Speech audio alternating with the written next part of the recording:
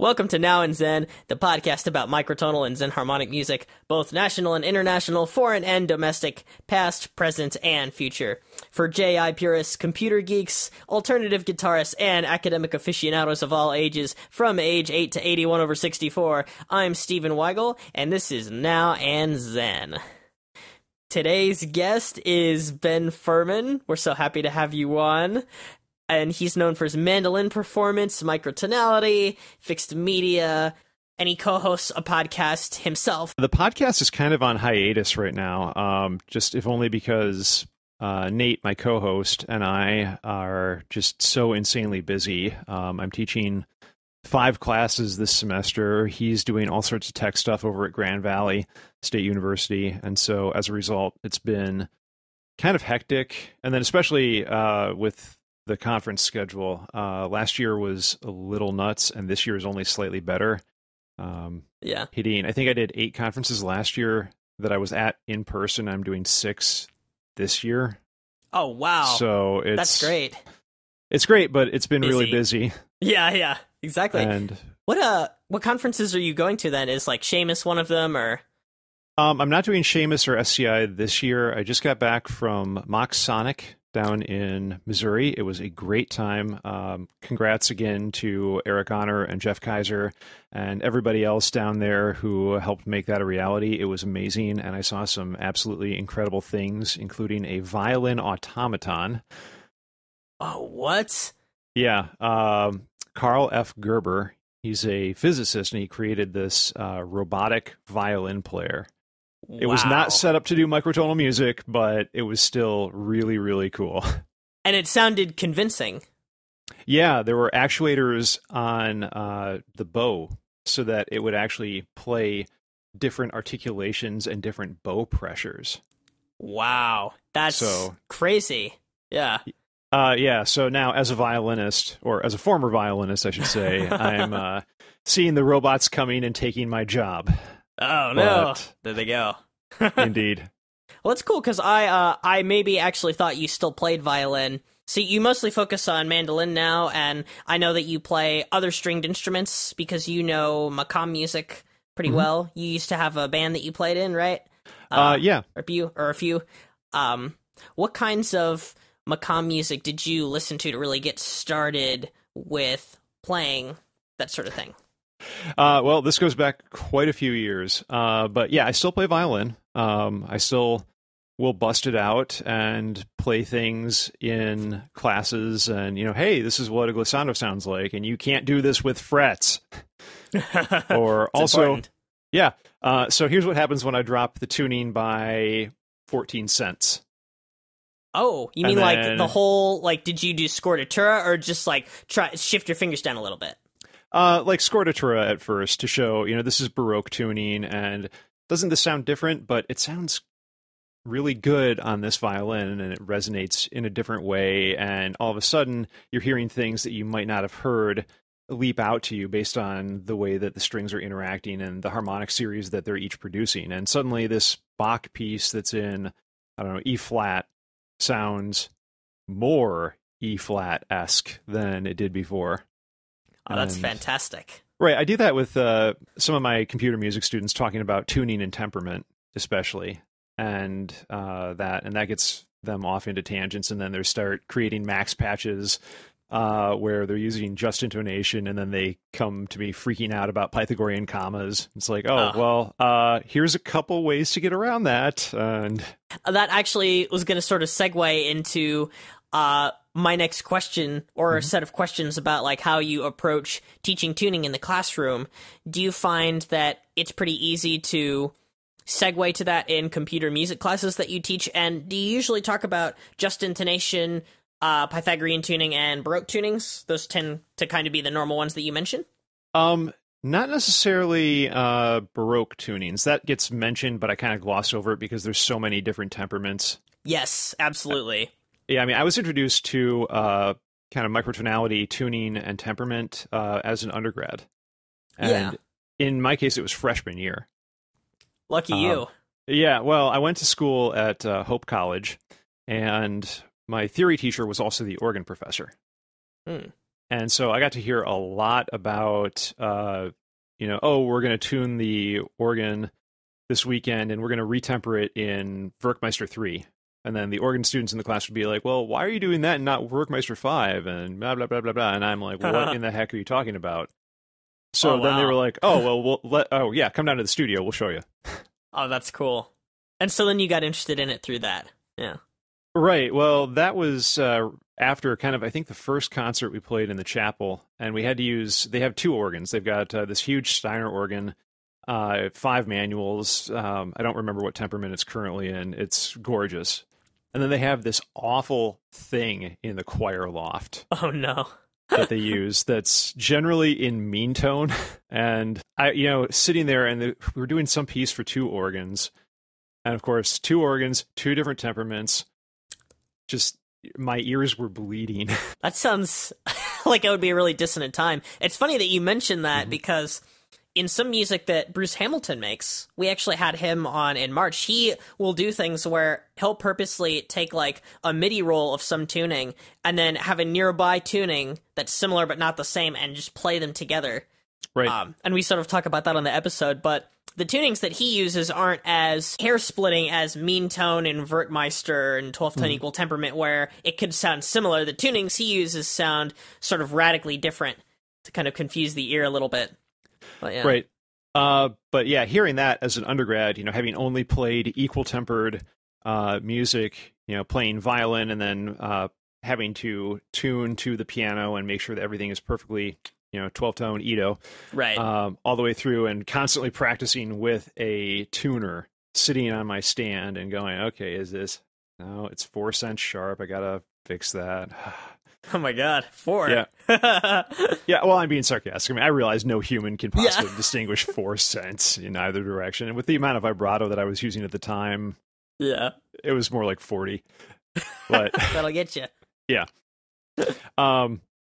But yeah, so hearing that as an undergrad, it's just like, what is going on? Yeah. And now, of course, I do a lot of stuff where I'll start off a piece with like multiple oscillators perfectly in sync and then gradually throw them out so you get binaural beating as an intentional effect of the piece.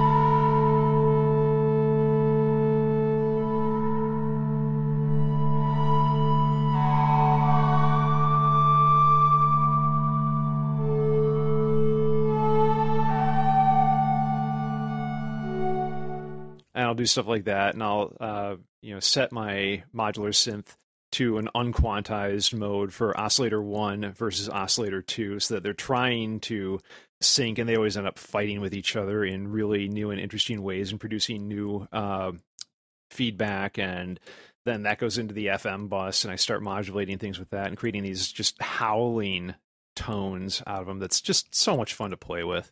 Yes, that is really cool. I gather that's kind of your thing that you do with microtonal music as a composer, like working more with that than, say, with Macam scales? Because I don't really know how to characterize your output microtonally in general. Yeah, generally I use it as a point of departure. Yeah, yeah. So That's I cool. start with something that might be nice, and I can say, okay, yeah, I'm using like a, I don't know, like a Rost scale or Macam, and Yeah. I'm starting with that, and I've got everything tuned perfectly, and we have a nice scale, and then it starts to deviate. And Oh, then, yeah, the quarter tone becomes slightly more than a quarter tone. And then I yeah. start layering things on top of that. I might, send that into an FM bus and start frequency modulation. I might use the frequency modulation as a way to deliberately detune the pitch collection that I'm using over time. So I'll start with a drone, say just a nice drone on C, and then send that through and use that to modulate every other pitch. And so gradually I'm automating the amount of modulation depth, and then it just becomes a mass of sound. And you start sweeping through all these frequencies, and then that goes into the filters, and yeah, standard synthesis technique from there. What programs are you generally using to accomplish that? Usually Max or... Honestly, I'm really more into the analog style. Oh, so you are using analog equipment to do that. Oh yeah, by and large, I have a collection of synths. I've got your standard Moog Mother 32. Yeah, of course. And then I've got the Soma Lyra 8, which is kind of my favorite toy because it allows. I mean, you've got 8 oscillators just sitting there at your fingertips, and they're all linked to each other in this wild modulation bus. So if you make a slight tuning change to oscillator 1, that will affect oscillator 3 and 4. And then if you make a change to oscillator 3, that affects the tuning of 1 and 2, unless you reroute it in another way. Oh, wow. So that crazy bus you mentioned, is that like sort of the default, or you get to make that yourself or change it yourself? I'm guessing there's, tons of possibilities for FM synthesis there. Yeah, that's one way you can do it. And then there's, it's kind of interesting. It's got some hardwired paths, and then it's got some switchable paths as well. So you can change it to, they call it a hyper LFO. Oh. Where you've got 2 asynchronous LFOs that are either summing or multiplying each other to create the output for the LFO. Oh, yes. That's cool. Because I wish I could do that in Absinthe. You can't really do that in Absinthe, although I think you can generate random LFO somehow, or at least a little bit random sounding so that, it's like really live. But I also use SoundHack, Cecilia for those kinds of things sometimes, generally. So, yeah. Yeah, I'm a big SoundHack fan. I love Tom's products, and actually have quite a few of his hardware modules that he made with Make Noise for the other stuff. That's cool. Yeah, I'm a huge fan of the Morphogene. Yeah, I've got that in my main modular performance rig, and I'll load up a sample. Like I did a piece back in October with a percussionist friend of mine who had just finished the Toledo Bellows residency and created a bunch of glass instruments. So we did an improvisation where I sampled him into the Morphogene playing glass gongs and glass singing bowls that he had made, and then used that as a almost as a granular oscillator. So it was like a sample player, but then I did some stuff with the gene splicing on it. And the settings there, and then controlled that through a Linstrument. So it was. I don't know what gene splicing is, I confess. It's just what they call basically playback positioning and how many playheads you're using on the Morphogene. Oh, so like if you just had a waveform and you had a point at which you could start playing the file, if you just have more of those and you are going between them, that's gene splicing? That's what they call it, yeah. It's very similar to standard granular synthesis, except you don't have as many grains of sound happening at once. Right, okay, yeah.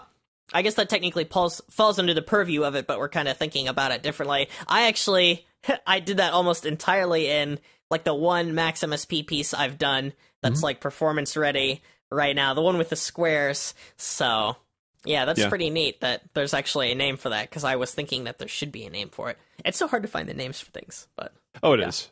But and yeah, that's a very esoteric name. Make Noises stuff is really kind of like, we're not going to use the standard terminology. We're just going to give you crazy names and see how that influences your creative process. Absolutely. Probably in a good way. But yeah. But then on the digital side, I do use UVI's Falcon a lot. I have not heard of that. You might have to give a little explanation on that. So, did you ever use Mach 5 from Motu? No, I did not. Oh man.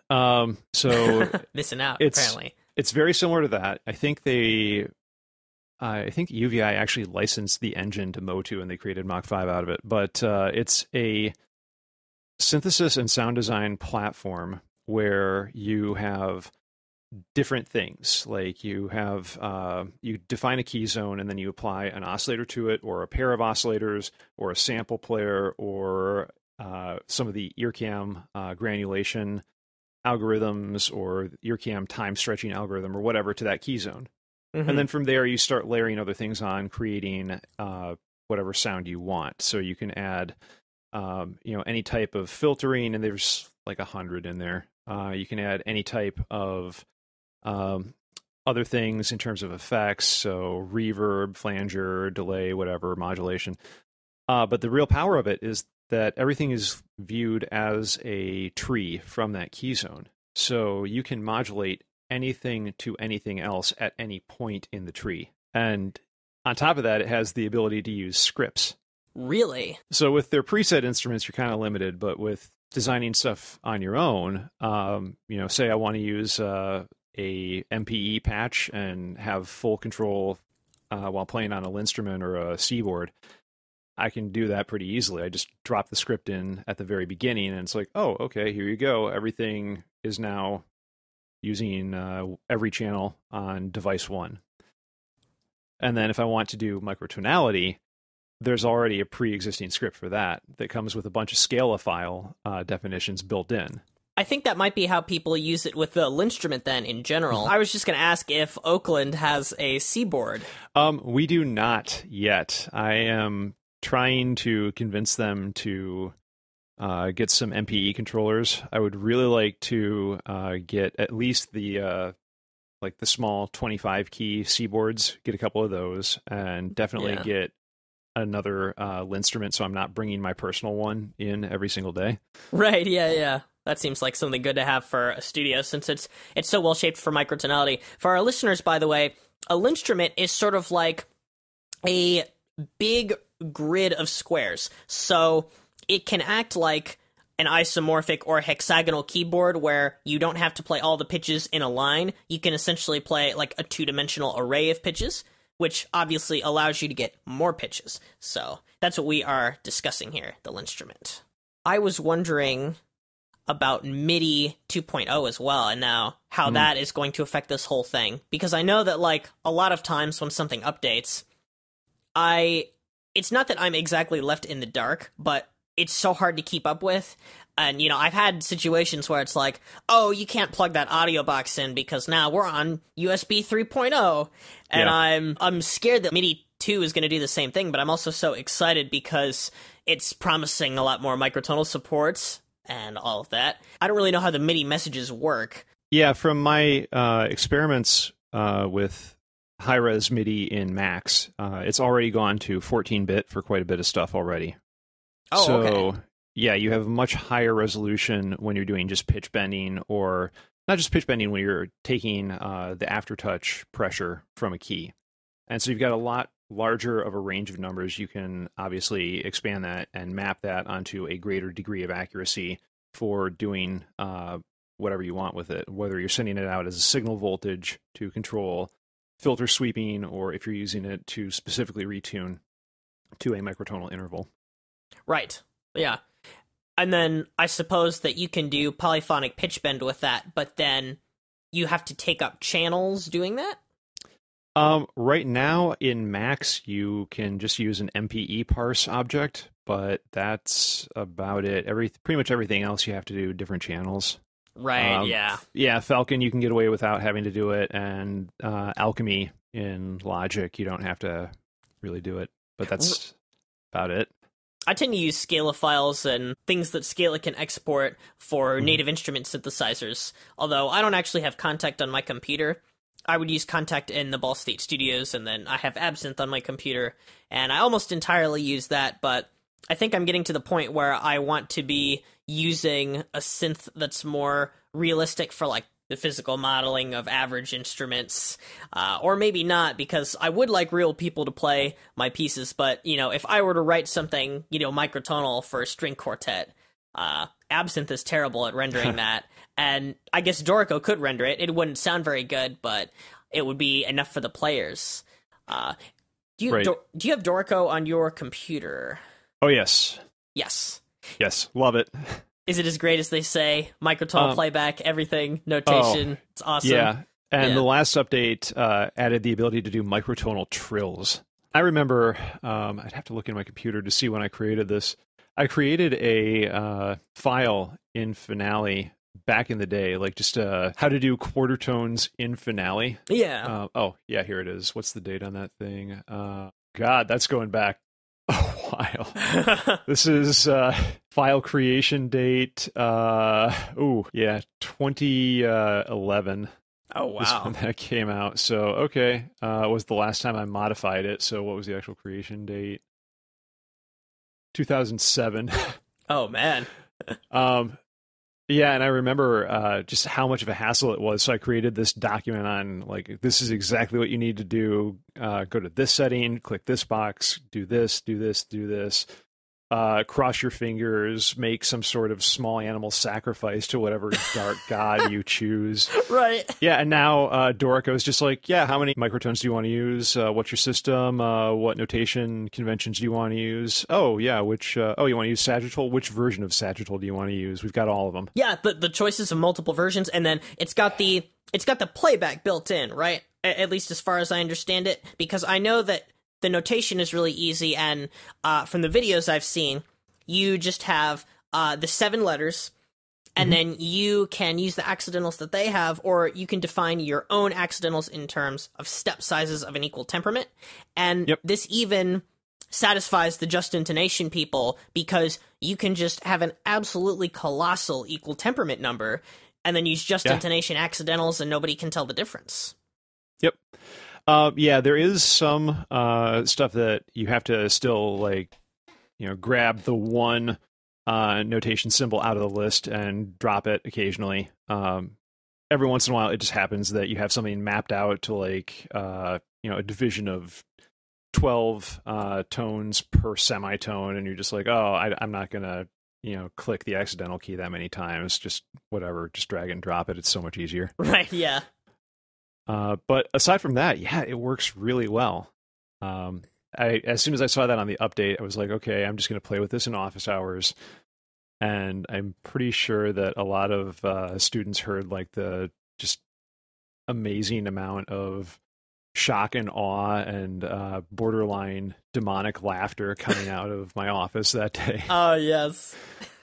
And just going, oh my God, it's so cool. I can't believe I can do this now. Yes. That's great. As a microtonalist, I'm just used to the notation and the playback of something in any notated program never working together, ever. Like, ever, ever, ever. Not the way that it does in 12. So, like, in Finale, the farthest I got with Finale was I figured out how to do custom accidentals in Finale, and I know all of those parameters now, because the most helpful video for that doesn't get to the top of Google for some reason, so you have to, like, really search.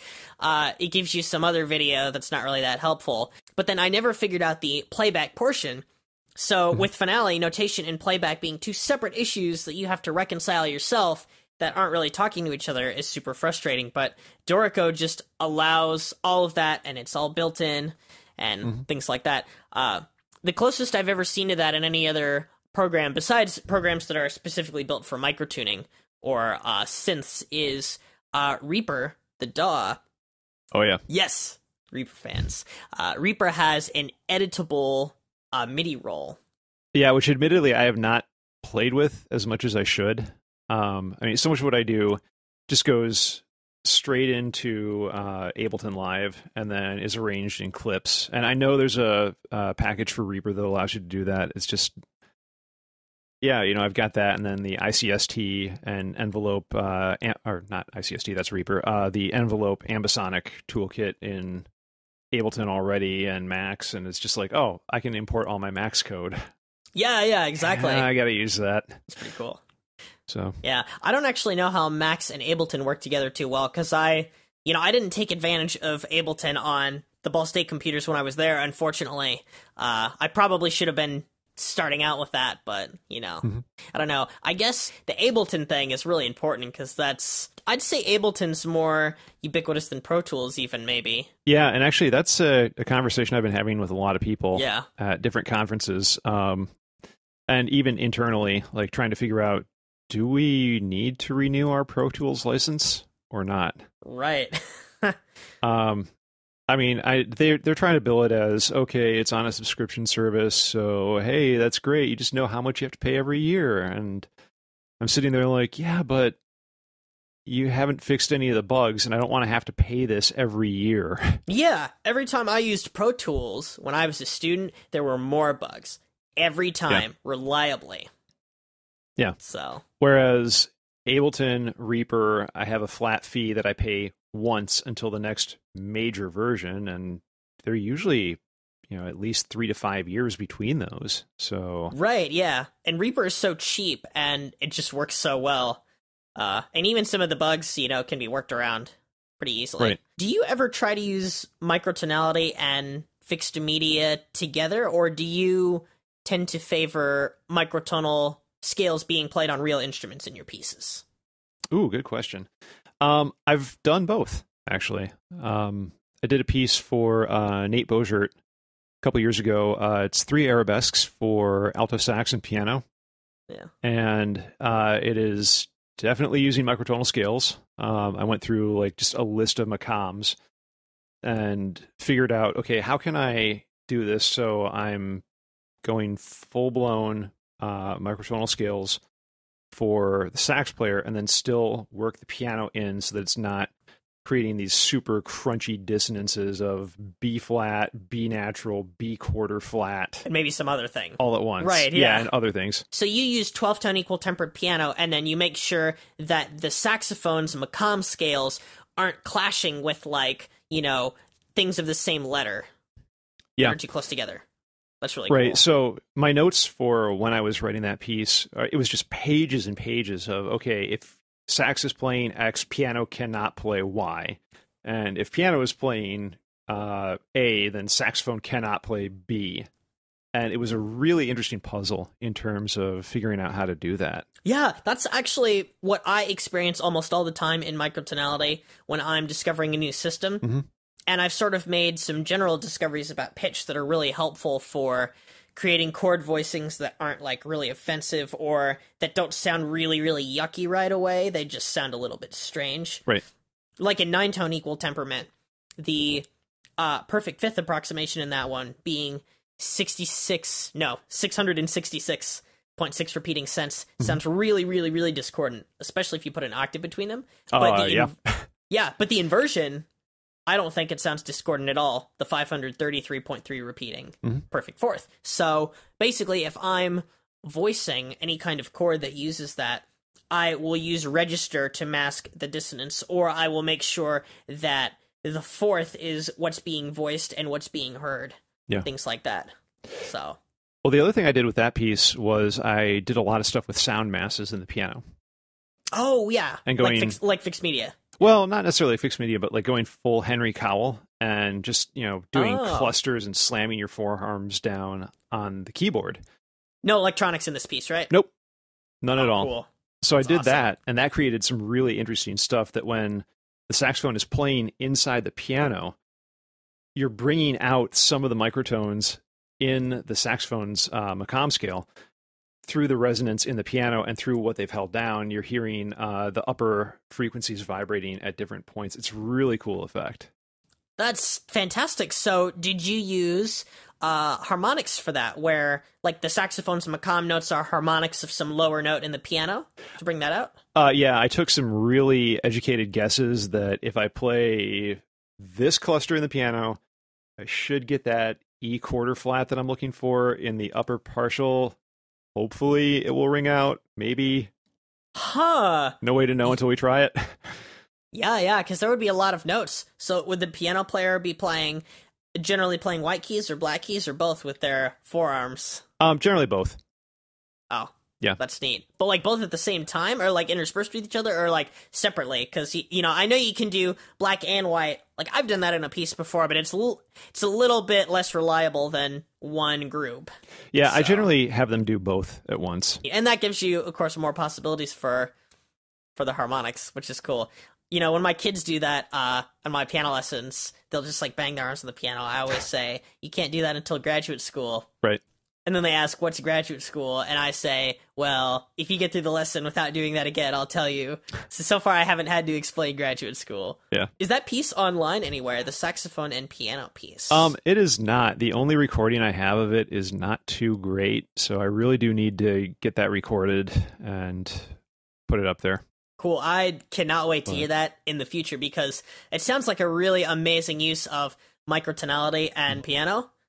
So I've always been really eager to try and play microtonal music with real instruments. I do use microtones in fixed media, but I gather that that's not what a lot of people want to hear at a conference for some reason. They don't want one to focus on pitch material enough that the novel tuning system is a point of interest. Although I think it's interesting. Yeah. Well, I don't know. I mean, fixed media is kind of falling out of fashion in general at conferences. Everyone wants to see interactive pieces. Yeah, I've noticed that. It's like, basically, if you just want to get yourself to be above the noise, you have to have some other element to your piece that's either live processing or multimedia or some sort of interactive element, which I think is really good for creativity. So right. I try to make almost only pieces like that unless I've been asked to do something fixed media for an event. But I am also interested in writing, fixed media works with certain ideas, so I'm not really sure how to go about that if there's just no demand for them at all. At the same time, though, with getting into the interactive pieces, there's a lot of stuff that can be done. One of the first interactive pieces that I ever wrote is a piece called Hypnos. And this was back when I was using nothing but PD. Oh. So, yeah, well. Before I had the money to purchase Max and get into Polybuffer and all of the fun extra objects that it has. But its piece originally it was trumpet and computer. And then it went for, what was it? Then it was rewritten for soprano sax and computer. And then at a conference, I had to rewrite it the night before because my sax player got really sick. And it became, no. Yeah, and it became for violin and computer then. So there's 3 different versions of it floating around. But starting with the sax version, there's a fairly large improvisation section in it. And all of that goes around and is focusing on doing quarter tone trills and gradually expanding out from different versions of the unison into the quarter tone using different fingerings. And then going from there into a full quarter tone improvisation.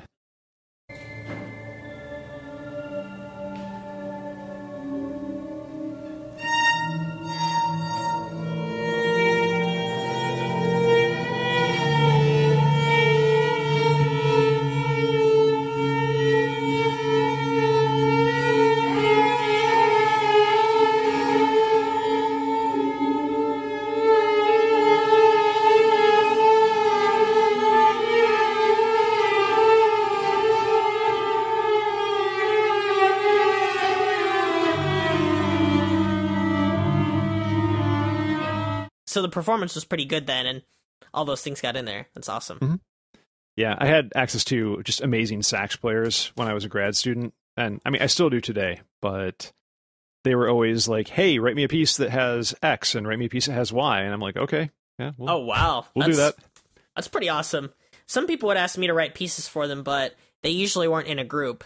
And then it's just so hard to find the time to do that. But I do think sax players tend to be really adventurous as far as players go. They seem to not be afraid of quarter tones. I mean, no modern performer is afraid of quarter tones nowadays, right. Except maybe a piano player. Because, It takes a little while for them to tune it.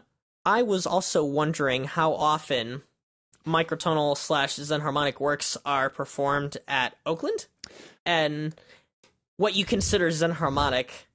What I would consider Xen harmonic would be anything that's not straight 12-tone Edo. Oh, yeah. So, like, some mean tone temperaments, maybe, like from Baroque times? Yeah, I have a pretty expansive definition on that. That's pretty cool. Yeah, if only because I am surrounded by students with synthesizers all the time that are, plunking out their sequence project or their, electronic music project, and it's just like, oh, I need something that's not equal tempered, please. When a student says that to you, what exactly are they describing? I need something that's not equal tempered. Did they just want to get out of the rut of having 12 notes, or they're doing sound design and they're like, okay, using 12 pitches is not going to cut it here for something that I would like to do? It depends on the student. So Yeah. I have one student who's studying with me right now that his first question to me was, I want to do a piece with 144 divisions of the octave. Is that something that's possible? First question. Yeah. Wow. And that's great. my response was, well, you're going to have to learn some programming, but yes. Oh, I guess that makes sense of the 12 steps in one step of 12 equal comment earlier, because were you trying out 144 in Dorico and seeing how that would work? Yeah. Oh, that's yeah. really I mean, cool. he was wanting to do a piece where he literally would have 12 keyboards stacked on top, and he would be playing through what was it? The tonal plexus, I think, was the instrument that did that effectively in one keyboard layout. Yes. That's so cool. Yeah, he wanted to make something like that, and I was like, let's scale this back and maybe create something in Max, and you can use 2 keyboards. Yeah, that's really ambitious, though. Yeah, with the 12 keyboards, because that's good theatrics, but you have to have a lot of prestige to just be like, hello, I'd like to write something with 12 pianos, and I have the performers all ready to go, and nobody's gonna do that unless you are the man. Right, and I was even just thinking of more practical considerations of, we only have 10 MIDI keyboards in the lab, so how are we going to do this in performance? Gotta bring 2. Yeah, it's okay, go on Craigslist and find some old keyboards, I guess. So do you have a tonal plexus at the university? We do not. No, I've always wanted to get my hands on one of those, but they don't make them anymore, and they were expensive when they were made. Right. So, yeah, I think the University of Illinois at Urbana-Champaign has one, although I haven't seen it because I haven't visited there in a long time. But yeah, a tonal plexus would be, or any microtonal keyboard really, is good for an academic college to have, because then the student can sort of figure out their own microtonal path. Because I think microtonalists are pretty individual, since there's no real curriculum about it, at least no standardized curriculum throughout the United States. People kind of have to discover it on their own, and then they bring their own attitudes to the medium. Right. I guess I am sort of petitioning for Ball State to get a keyboard, but I didn't make that successfully happen when I had a microtonal club at Ball State. But I did put on a microtonal concert. I was also wondering if Oakland did any of those concerts with exclusively microtonal works, or with a microtonal feature, because I know that often microtonal concerts and new music concerts, there's a lot of overlap between those generally. Yeah, not yet. We're a very young program, so what we need to do is still build the number of students that we have before we can do anything else. So yeah, it's still a small program. So right now everything's kind of lumped into the one new music concert. Yeah. And that's it, unfortunately. That's still pretty cool, though. I mean, I'm sure a lot of microtonal music can make it on there. Oh, yeah, and honestly, with my students, pretty much anything they can fit on there, as long as they can get the performers, I'm happy to let them play it, and just get recordings, submit to festivals, start doing this, do it. Yeah. Yeah. Because you absolutely have to get those recordings right off the bat when you have those opportunities and all the performers are there and you can ask the right people and make those connections. It's really just kind of impossible to be an introvert and get the job done, I think. Okay. Possibly. Yeah. It really is. Yeah. It's such a pain though to make sure that they have everything lined up, and then to just really keep kind of making sure everything goes through, and then deal with the last minute changes that have to be made. And that's one thing I always tell them is that, look, best laid plans are never going to be enough. There will be something that happens, like your violinist is going to come down with the flu the night before, and you're going to have to play the piece. So be able to do that. Your vocalist who learned all of these different microtones and can sing it perfectly is going to lose her voice the day of the concert. So have a backup piece ready to go. That's a good idea, having a backup piece ready, because at Ball State, interestingly, there were several situations that I can think of where somebody was ill and then the piece was just canceled and there wasn't a backup piece in place.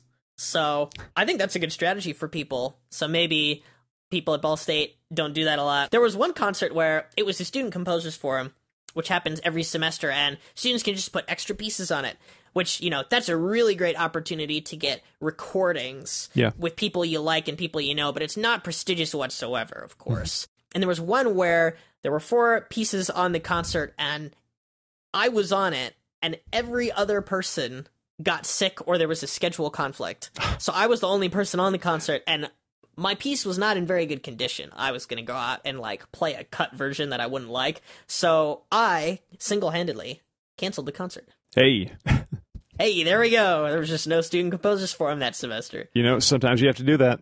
Microtonality makes that harder. Mm-hmm. I think that's why a lot of people don't get into it. So do you view microtonality as an asset for you as a composer? I know it seems kind of like a silly question because, of course you do, you're working with it, but let's pretend that I was someone who's not convinced that microtonality is a good idea at all. It'll just take extra time. And you as a composer, your job is to explain why it's actually a great idea and a good tool for you to use. Yeah, with stuff like that, I tend to start the performers with things that are on the easier side. So just doing basic things like pitch bending. Absolutely. And then expanding the pitch bending to, okay, we're just going to throw a couple of quarter flats in here at this point. Nothing too hard. Right. And then start building from that and let them become accustomed to the different sound colors that they can create doing things like that. And then maybe broach the concept of just intonation after they've heard that. And then, okay, well, here's the Ben Jonson string quartets. Start with number 4, and then we'll go into the more fun ones from there. Oh, yes. It can get really crazy. Yeah. Cool. So you would say that you sort of start with quarter tones and then work up to just intonation, which is a good order, because I try and figure out what a good order in my head would be if I was teaching. And I think that's the attitude of lots of other people too. In the Boston Microtonal Society, to teach 72 equal, which closely mirrors just intonation. Yeah. They start with 24 and then keep adding in the cracks. Would you say that's a good order to introduce those tunings in for prospective people who are interested? In general, I think so. At that point, they're able to understand what's going on with the different divisions, and then you can lead into just intonation, and that opens up a whole new world in terms of the tunings and the temperaments that are available. And especially because we have a really large African percussion ensemble that uses different tunings for a lot of the instruments. So at that point, they're usually prepared for something like just intonation or Pythagorean tuning. That's amazing. Yeah, and then I presume that African tunings might get brought up as well. They are, but I don't do that. I let Mark Stone, who is our resident expert on that subject, take care of that. Oh, resident expert on the subject. Oh, that's really cool. I might have to shoot him an email and, sort of ask about his interest, because there are so many different African tunings, and you can easily make the mistake of trying to fit it into an equal tempered or justly tuned framework. Right. Because there are some African tunings that are close to 5 equal and 7 equal, and some gamelan tunings are like that too, although there are less gamelan tunings that are close to 7 equal than 5 equal. What do you think about tuning systems like equal temperaments with small amounts of notes that are around 12? I think those are really fun to work with, because they can really wrinkle your ears, but maybe students don't really like them. Things like 15-tone equal temperament or 17 or 19. Yeah, I mean, those are a lot of fun to work with. And I've also done a fair amount of work with Bohlen-Pierce. where Bohlen-Pierce. Yeah. Yes, have you written pieces for that? I have. I did a piece for cajon and computer where everything is triggered by mics attached to the cajon, and then it's creating the accompaniment in Bohlen-Pierce.